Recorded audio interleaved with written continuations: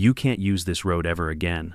That's what Linda Harrow, president of the Cedar Ridge HOA, screamed at me one humid morning, her heels planted squarely on the gravel like she owned the entire county. Behind her, two board members nodded like bobbleheads, while a construction crew welded a steel gate across the only road leading to my farm. I remember standing there, boots still caked with mud from fixing my fence, staring at the barricade that now cut me off from my own home. For a second, I thought it was some kind of prank.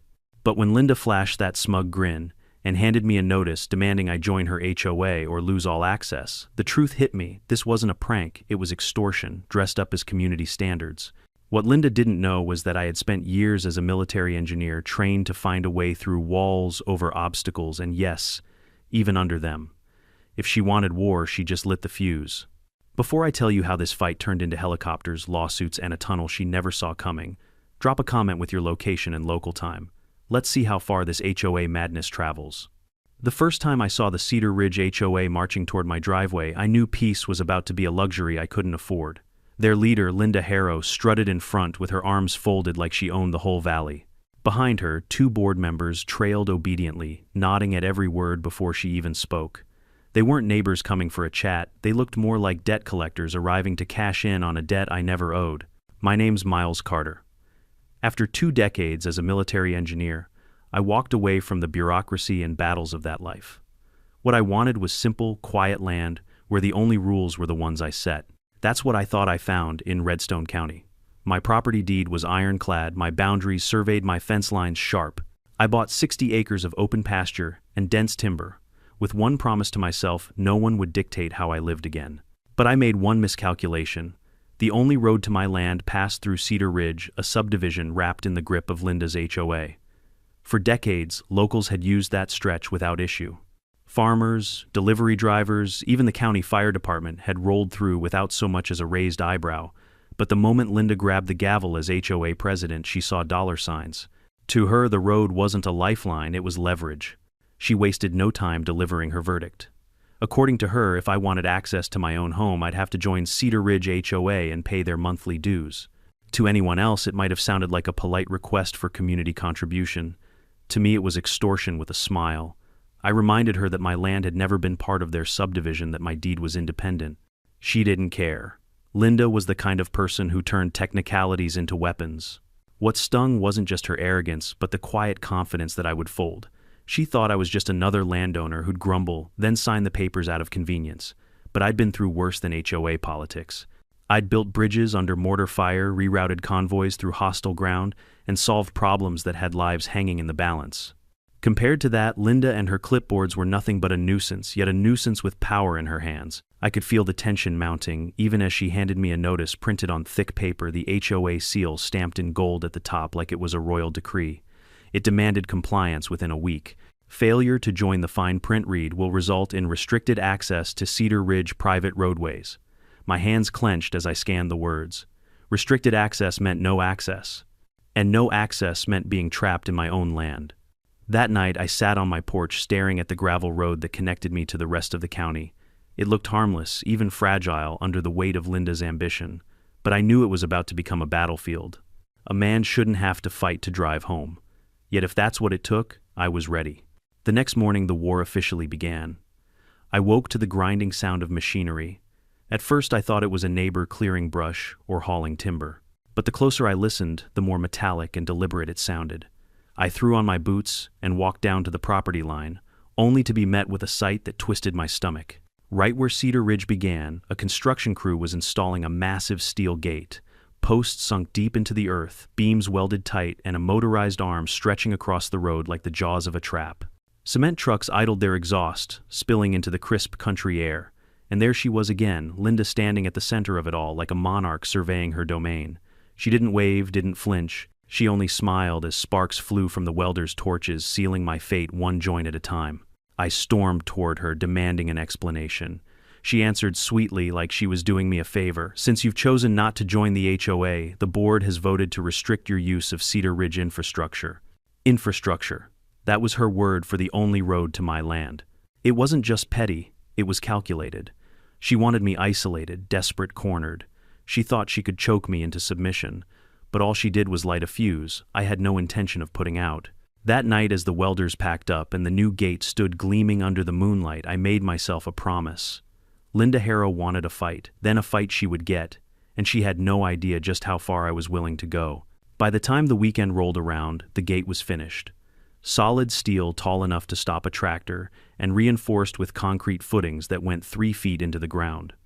But that wasn't enough for Linda. No, she had to go further. Monday morning, I stood at the edge of Cedar Ridge's boundary and watched a backhoe carving into the gravel road itself, piling dirt into mounds on either side. They were digging a trench, a crude ditch right before the gate, so even if I cut the lock or tried to force my way through, I'd be stuck axle deep in mud and rubble. It wasn't just a blockade anymore, it was sabotage.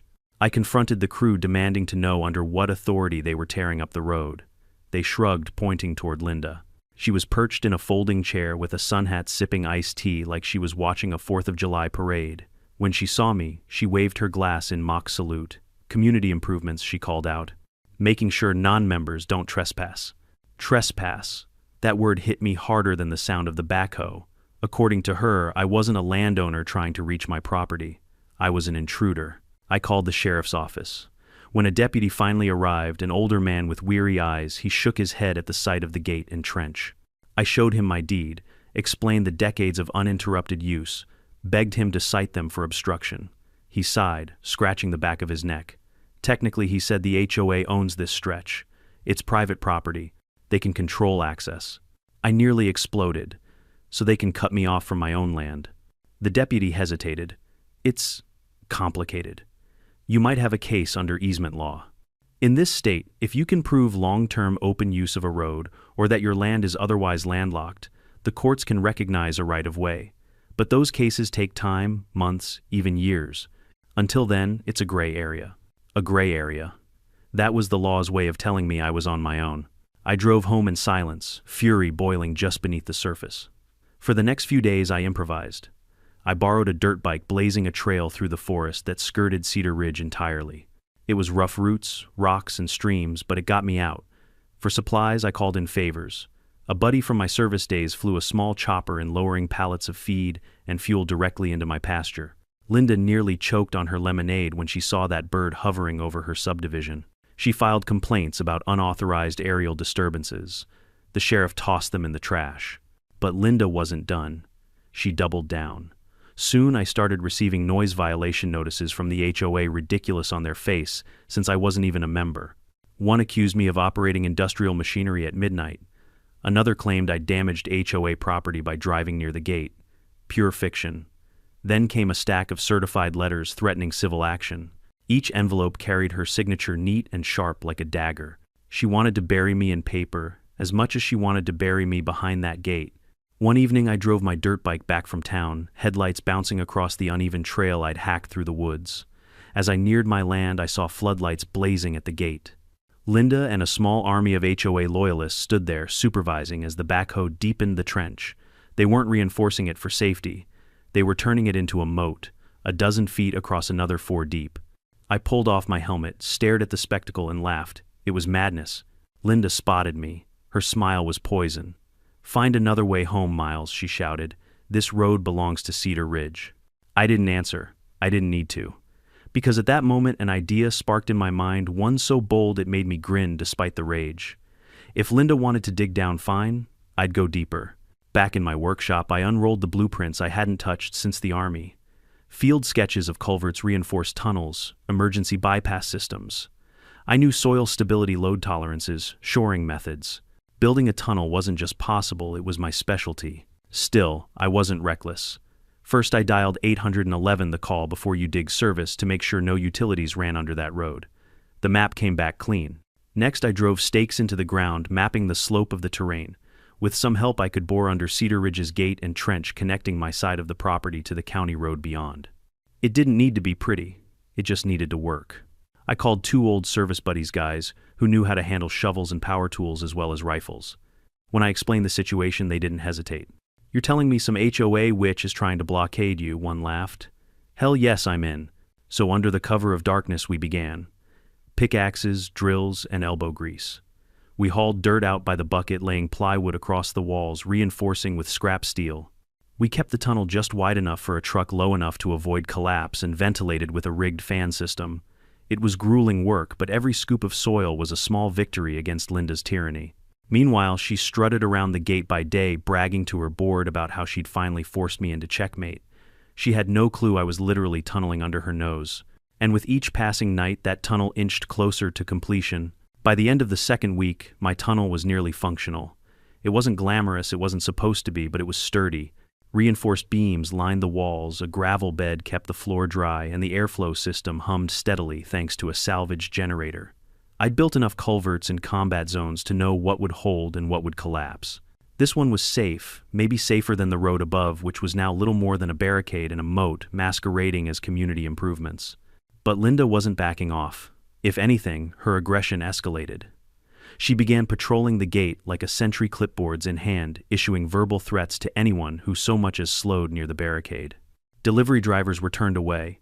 Even the county trash truck was denied access one morning, which sparked a shouting match between the HOA and a furious sanitation worker. Linda didn't care. Control was her oxygen, and she was addicted to the high. I filed formal complaints with the sheriff's office citing interference with emergency access. I even met with the county fire marshal, who shook his head at the trench. "This isn't just harassment," he said. "If one of your buildings caught fire, or if you had a medical emergency, no fire engine or ambulance could reach you. That's a violation of safety standards." He mentioned the National Fire Protection Association's guidelines. Clear access roads were non-negotiable in rural areas. The HOA might have owned the asphalt, but they didn't own common sense. Armed with that statement, I returned to Linda. She was standing at the gate in her usual uniform, pressed blouse, manicured nails, sunglasses perched like she was surveying a battlefield. I laid the marshal's words down flat. "You're not just cutting me off," I said. "You're endangering everyone. Fire, ambulance, sheriff, none of them can get through this mess." Her smile didn't waver.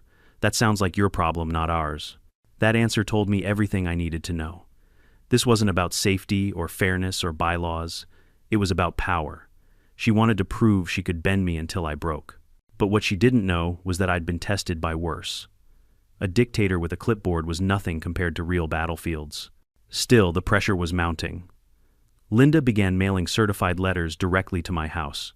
They accused me of trespass, of aerial disturbances, because of the helicopter drop, even of soil destabilization due to my dirt bike tracks. Each letter ended with the same line: "Failure to comply will result in immediate legal action." I knew she was bluffing, at least partly. But the weight of those envelopes piled up like sandbags, trying to crush me under bureaucracy. One night, as I was reinforcing a section of tunnel wall, with steel braces, headlights appeared at the edge of my pasture. My dog barked furiously. I grabbed a flashlight and walked out, heart pounding. A pickup truck idled by the fence. Inside were two neighbors, farmers from beyond Cedar Ridge, who had heard rumors of what Linda was doing. "You really building a tunnel?" one asked, eyes wide. "Sure am," I said. They grinned. Good. About damn time someone stood up to her. It turned out I wasn't the only one Linda had tried to strong-arm. One neighbor had been fined for leaving hay bales visible from the subdivision road.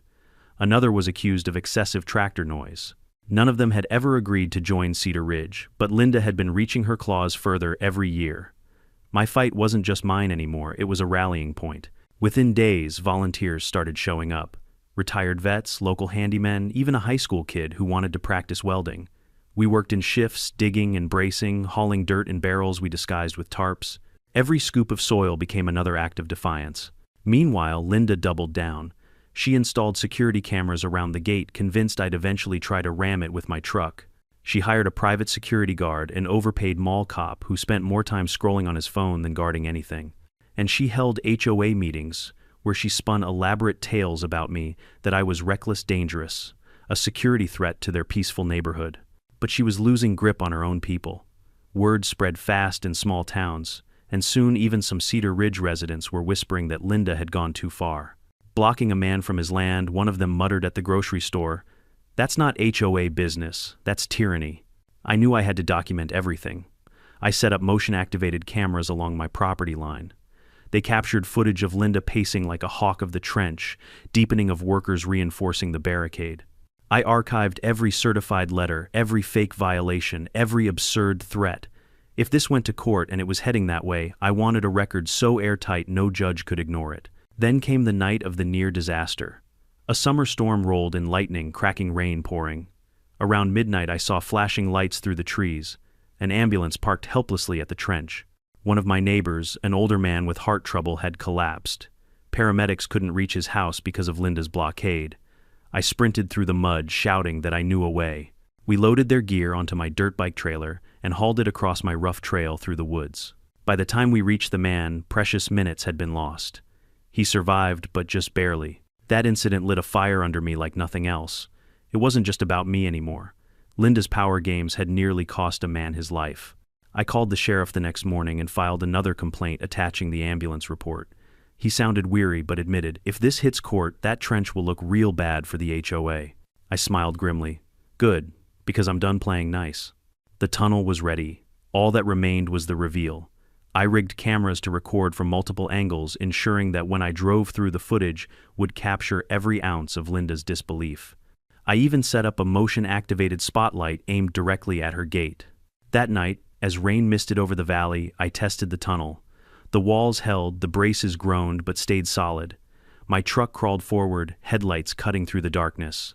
And then, just like that, I emerged on the far side of Cedar Ridge, past the gate, past the trench, past all of Linda's walls. For the first time in weeks, I felt free. But the real show would come at sunrise. The dawn of the reveal felt like a mission briefing. I'd spent the night rehearsing every step in my head, start the truck, drive through the tunnel, record Linda's reaction, and broadcast it for the whole county to see. It wasn't just about proving her wrong anymore, it was about exposing her as the petty tyrant she was. As the sun crept up over Redstone County, I positioned my truck at the mouth of the tunnel. My hands gripped the wheel, adrenaline buzzing through me like static. The tunnel loomed in front of me, dark but reinforced, lit faintly by the string of bulbs we'd rigged along the ceiling. For a second, I thought about all the hours of labor, the buckets of soil hauled out, the sweat, the bruises. All of it had led to this moment. I shifted into drive and eased forward. The walls trembled slightly, but the supports held. My headlights carved a path through the narrow space tires, crunching on gravel. I kept my breathing steady, reminding myself that I had built this with precision. 100 feet later, daylight cracked through the other side. I pressed the gas, and suddenly I was rolling out onto the county road, past the trench, past the steel gate, like a ghost phasing through walls.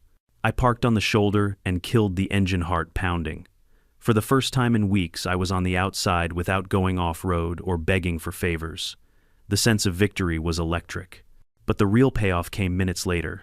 Right on cue, Linda arrived at the gate, clipboard in hand, her hair styled as though she were headed for a photo shoot instead of a standoff. She tapped on her phone, likely logging another incident report. Then she froze. Her eyes locked on me as I leaned casually against my truck, arms folded. Her jaw slackened. She glanced at the gate, then at the trench, then back at me. How she sputtered. I grinned. "Morning, Linda." She spun around, searching for hidden cameras, for tricks, for anything that explained how I had bypassed her fortress. And then she saw it, the faint disturbance in the dirt just a few yards from the trench, the subtle mound where the tunnel mouth was concealed. Her face drained of color. "No," she whispered, rushing toward it. "No, no, no." The cameras I had installed captured everything, her frantic pacing, her kneeling down to scrape at the dirt, her realization dawning like a storm cloud. And then came the eruption. She threw her clipboard to the ground, stomped her heels into the gravel, and let out a screech that echoed across the valley. By noon, the footage was online. I uploaded it to every local forum, every neighborhood group, every Facebook page where HOA gossip festered.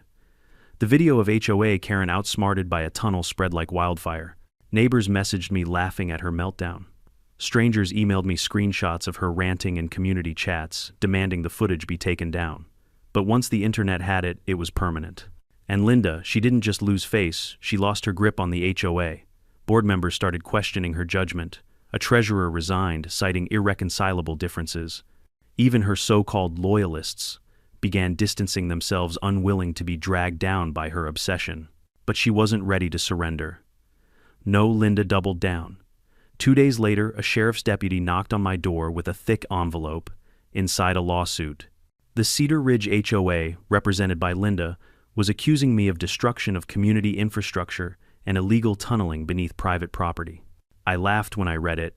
Illegal tunneling. She made it sound like I'd built a subway system. But I knew better than to underestimate paperwork. A lawsuit meant time, money, and court dates. Linda was trying to drain me by dragging me into legal quicksand. Fortunately, I wasn't alone. The video had earned me more than laughs, it had earned me allies. People who had suffered under HOA tyranny before started reaching out.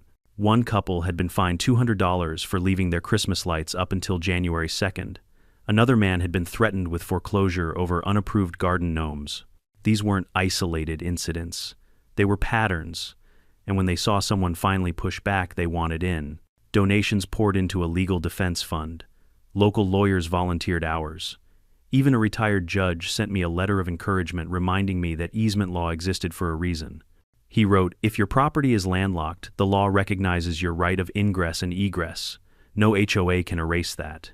Armed with this, I prepared for battle.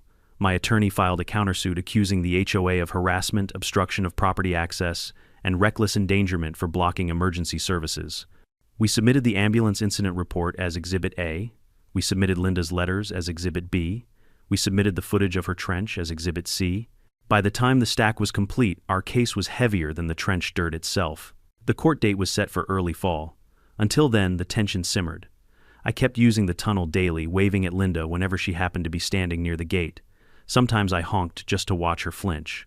Each time I passed, she turned redder like a kettle about to whistle. One evening, I drove through while blasting Johnny Cash's "I Walk the Line." Linda shouted something I couldn't hear over the music, but her fist shook in the air like a cartoon villain. My neighbors applauded as I emerged, treating it like a parade. Children clapped, and one kid even held up a sign he'd made with marker, "Go Miles, bait the OA." It wasn't just my fight anymore. It had become a spectacle, a lesson, and a warning. The more Linda pushed, the more the community pulled away from her. And though I knew the courtroom showdown would be the true test, I could already sense the tide turning. She wanted to isolate me. Instead, she isolated herself. By the time the first court papers were filed, Cedar Ridge wasn't just a subdivision anymore, it was a circus. My video had spread far beyond Redstone County. People in neighboring towns, even counties away, knew about the HOA Karen who got beat by a tunnel. I couldn't go into the feed store or the diner without someone slapping me on the back, grinning and saying, "You're the tunnel guy, ain't ya?" But with all the laughter came serious stakes. Linda had moved the battle into the legal arena where she believed her connections and endless appetite for paperwork would finally crush me. The HOA's lawsuit read like a laundry list of imagined sins, destruction of infrastructure, unauthorized excavation, safety hazards to residents. In her fantasy, I was some kind of mad miner undermining civilization itself. What Linda didn't count on was that I'd been preparing. Every fake violation, every video of the trench, every letter she signed, I had archived them meticulously. My attorney, a sharp local named Rebecca Sloan, organized the evidence into binders thicker than cinder blocks. And then came the bombshell. One of Linda's own board members, tired of her tyranny, sent me copies of internal emails. In them, Linda bragged openly about the strategy to cut me off until I joined the HOA. She called it leveraging access as a tool of compliance. In plain English, extortion. Rebecca smiled when she read them. "She just handed us your Exhibit D," she said. "This isn't a defense anymore. This is an offensive." Meanwhile, Linda's antics at the gate grew even more unhinged. She installed motion sensors, floodlights, and even hired another so-called security guard who wore aviator sunglasses and strutted like a cop. Except he wasn't. He was a 20-year-old community college student with a badge he bought online. The day he tried to wave down a county deputy demanding ID was the day I knew Linda had officially lost touch with reality. The turning point came on a stormy Thursday. My cameras picked up Linda standing at the gate with a bullhorn shouting at delivery drivers who dared to idle near the trench. "Trespassers will be prosecuted," she shrieked. Most drivers turned around, but one, a UPS guy with no patience for HOA drama, ignored her, parked and started hauling packages on foot across the mud. Linda went ballistic, screaming that she'd call federal authorities. The driver snapped back, "Lady, I am federal." The video clip went viral overnight. Thousands watched as Linda sputtered helplessly, her voice drowned out by the sound of tape ripping across cardboard boxes. That clip became Exhibit E in our growing arsenal, showing just how unreasonably she treated anyone who dared defy her. But Linda wasn't just embarrassing herself, she was putting lives in danger. Another neighbor called me one evening, panicked. His wife had gone into labor unexpectedly, and the ambulance had once again been delayed at the trench. He begged if I could help. Without hesitation, I guided the EMTs through my tunnel and straight onto his property. The baby girl was born in a hospital an hour later safe. Her parents sent me a thank you card scrawled with one sentence: "You saved her first breath." That card became Exhibit F. Nothing swayed a judge like evidence that someone's obsession had endangered lives. By then, even Cedar Ridge residents were starting to rebel. I noticed fewer people showing up to Linda's so-called community safety patrols. One elderly couple quietly approached me at the hardware store. "We're sorry," the wife said, glancing around nervously. "We voted for her once. We didn't know she'd turn like this." Linda, of course, refused to admit she was losing ground. At the next HOA meeting held in their polished clubhouse, she launched into a tirade about outsiders infiltrating Cedar Ridge.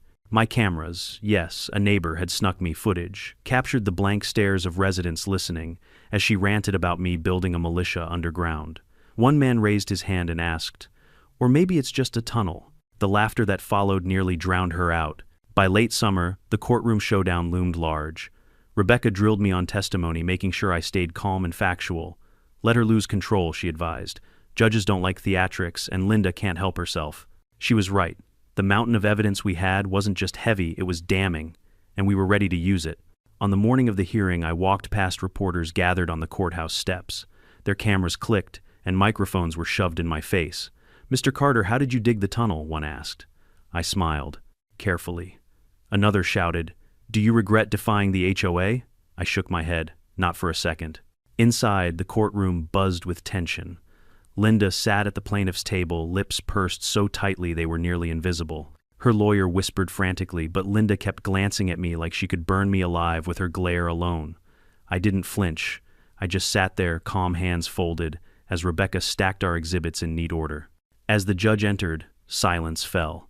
He reviewed the docket, adjusted his glasses, and said in a measured tone, "Cedar Ridge Homeowners Association versus Miles Carter." His eyes flicked to me, then to Linda. "Let's proceed." This was it. The moment the war of gates, trenches, and tunnels would be weighed, not in gravel or steel, but in law. And deep down, I knew Linda was about to face something she could never control: the truth. The courtroom smelled faintly of varnished wood and old paper, the kind of place where lives were reshaped, not with fists or bulldozers, but with words. I sat stiff in my chair, shoulders squared, trying to project the same calm I'd worn through firefights overseas. Across the aisle, Linda Harrow perched like a vulture at the plaintiff's table, her pearl necklace gleaming under the fluorescent lights. She didn't look like someone fighting for justice, she looked like someone clinging to a throne. The judge began by asking both sides for opening statements.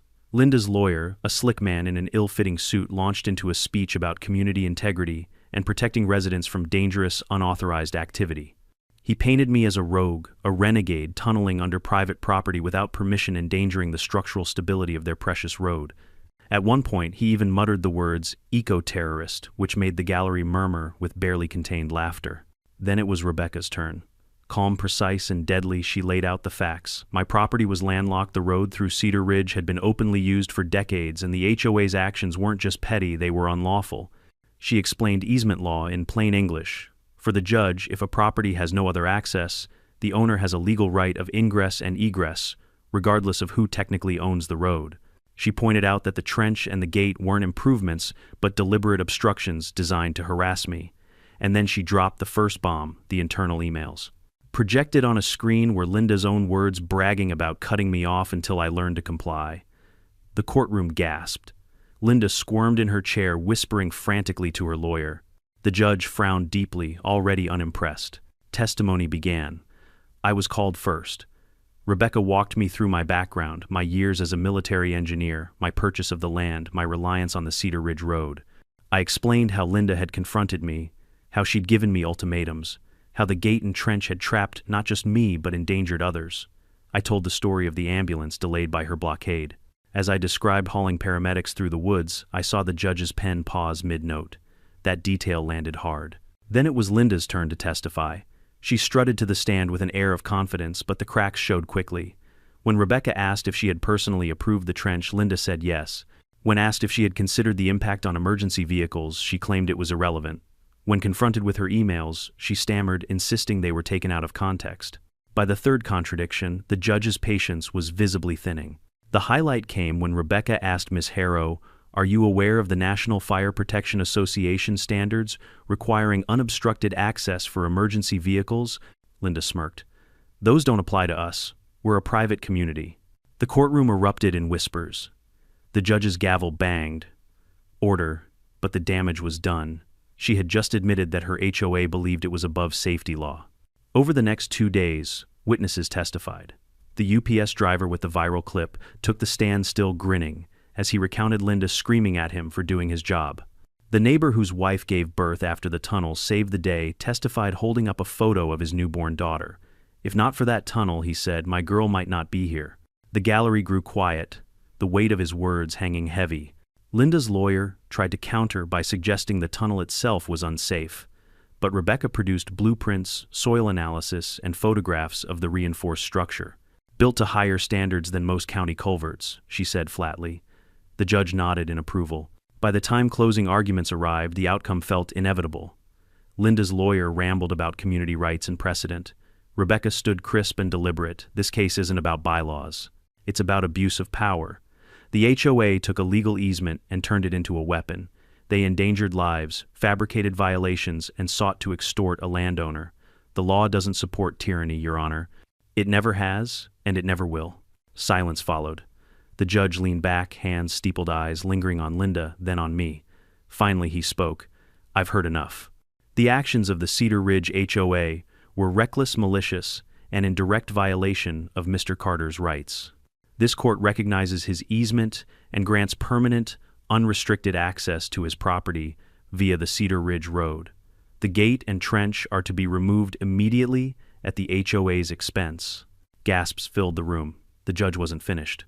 Furthermore, due to evidence of harassment and endangerment, the Cedar Ridge HOA is ordered to pay damages in the amount of $250,000, including attorney's fees. And Miss Harrow, he turned his gaze directly at her, you are personally fined $25,000 for abuse of authority and will be removed as HOA president effective immediately. Linda's face collapsed, the color draining, as if someone had pulled the plug on her. Her lawyer slumped in his seat, defeated. Meanwhile, the gallery neighbors, farmers, even strangers who had followed the saga burst into hushed cheers. I exhaled for what felt like the first time in months. As I left the courtroom, reporters crowded around me. How does it feel to win? One asked.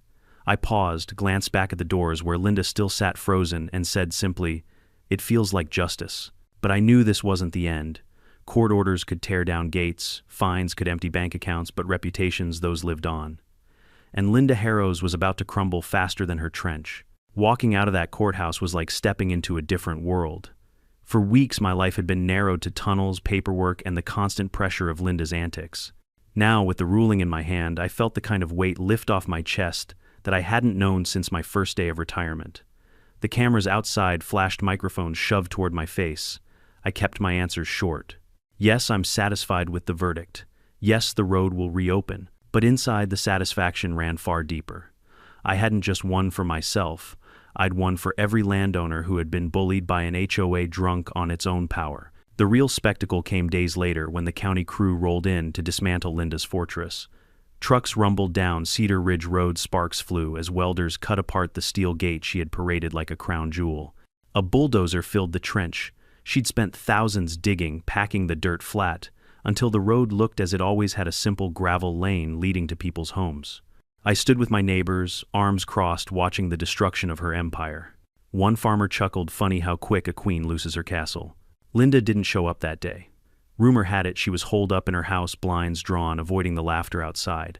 By then, even her allies on the board had turned.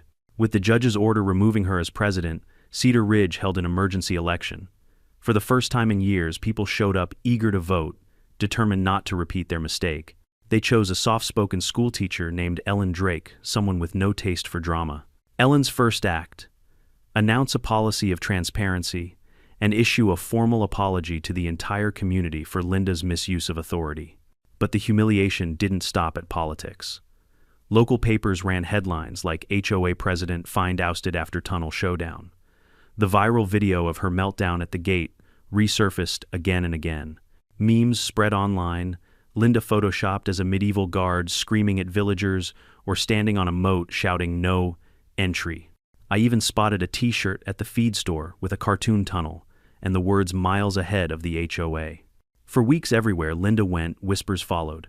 At the grocery store, a clerk snickered when she fumbled with her wallet. At the post office, someone muttered, "That's the tunnel lady." Once outside the bank, I saw her slam her car door shut and burst into tears after a passerby called, "Hey Karen, dug any ditches lately?" Meanwhile, life for the rest of us began to bloom. Without the constant shadow of HOA threats, people relaxed. Lawns grew naturally instead of being shaved to military precision. Kids left bikes in driveways without fines. Porch lights flickered late into the night with laughter instead of fear. Ellen encouraged neighbors to share their stories, and what poured out was shocking fines for hanging laundry threats over paint colors, accusations about pets barking. Linda had turned a neighborhood into a gulag. Now it was free. I knew I had to mark the victory properly, so I planned what I jokingly called the Liberation Cookout. Flyers went up across town. The invitation was blunt, celebrating freedom from HOA tyranny. All welcome except Linda. That line alone set the county buzzing. On the day of the party, my pasture transformed. Grills smoked with barbecue kids raced four-wheelers. A band played country tunes from the back of a flatbed. Neighbors brought pies, veterans showed up with flags, even the sheriff himself dropped by to shake my hand. At the entrance to the old tunnel, I unveiled a brand new sign I'd commissioned from a local welder, the Harrow Passage, in memory of petty tyrants everywhere. The crowd roared with laughter, snapping photos. One teenager filmed himself walking through the tunnel, narrating, "This is where Karen lost the war." It went viral within hours. Of course, Linda heard about it. She drove past slowly, her car crawling along the road she once tried to own. She saw the banner strung high. No more Gates, no more Queens. She saw the people who once sat silent at her meetings now cheering around my bonfire. And most of all, she saw me standing at the tunnel entrance, holding a beer, raising it in mock salute as her car sped away. The humiliation was total. Within a month, her house went up for sale. By the time the for sale sign appeared, it was clear she couldn't stand living where her reign had turned to ridicule. Rumor had it she left town entirely, moving to a distant suburb where no one knew her name or her tunnel. For me, life settled back into what I'd always wanted. Trucks rumbled down the restored road without incident. The UPS driver honked each time he passed, giving me a thumbs up. The neighbor's baby girl toddled across my porch one afternoon, her mother thanking me again. The fire marshal sent me a note, glad to see sanity restored. Roads are for safety, not power games. But the tunnel remained. Not because I needed it anymore, the road was open again, but because it stood as a symbol. People came to see it, snapping photos, treating it like a landmark. I started jokingly charging $5 for tunnel tours, the money going straight into a community fund for local farmers. To my surprise, people lined up. The battle had scarred me, yes. But it had also bonded a community, reminded everyone how fragile freedom can be under the weight of petty authority. And for me, it cemented one truth: when someone tries to wall you in, sometimes the best answer is to dig your own way out. As the sun set on the cookout, the band played their last song. I looked across the field at neighbors, laughing kids chasing fireflies, smoke curling from the grills. My tunnel's entrance glowed under the spotlight, the sign reading Harrow Passage shining like a beacon. Linda had wanted obedience. Instead, she'd forged unity. And standing there, beer in hand, I realized this wasn't just my victory. It belonged to everyone who had ever stood up to a bully and said, "Not today." The weeks after Linda's departure felt like a new season in Redstone County. The summer heat softened into autumn, and for the first time since I'd moved onto my land, I could drive home without a knot in my stomach. No gates, no trench, no glare from behind sunglasses. Just the steady crunch of gravel under my tires and the sight of my farmhouse waiting at the end of the road. But the story didn't end quietly. The court's judgment had left a crater in Cedar Ridge's finances. $250,000 in damages, plus attorney fees, meant the HOA board had no choice but to raise questions about where they'd gone wrong. The new president, Ellen Drake, invited me to a community meeting. She stood at the podium, voice steady, and admitted, "We lost sight of what a community is supposed to be." That kind of humility was rare, and it mattered. Neighbors I'd never spoken to before came up to shake my hand. Some apologized for not standing up sooner.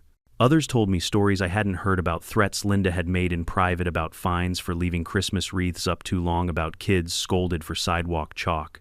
"We were all scared of her," one woman confessed. "But you reminded us, fear only grows when no one resists it." The tunnel itself became a local landmark.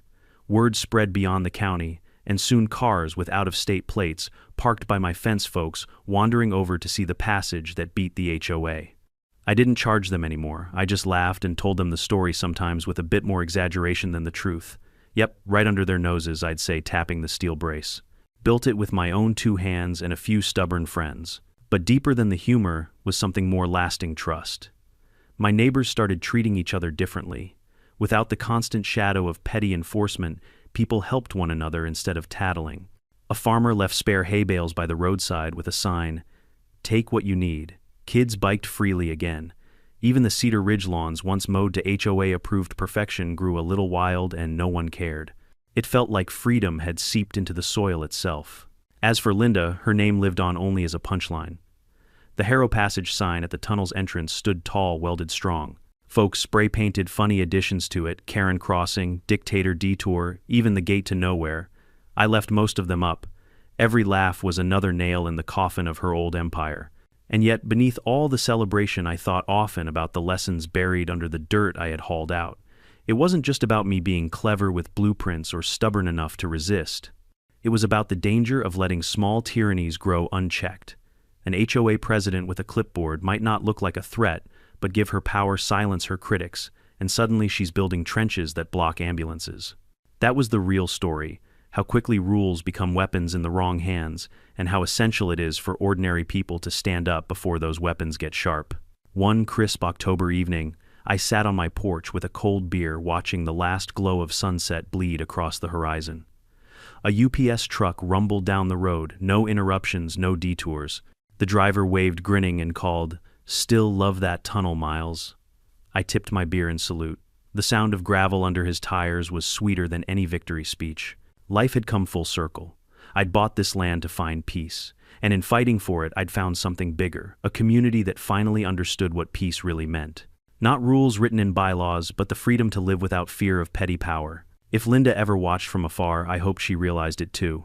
That no gate, no trench, no clipboard could hold back the simple truth: people will always find a way forward, even if they have to dig a tunnel to do it. What I took from this fight wasn't just satisfaction.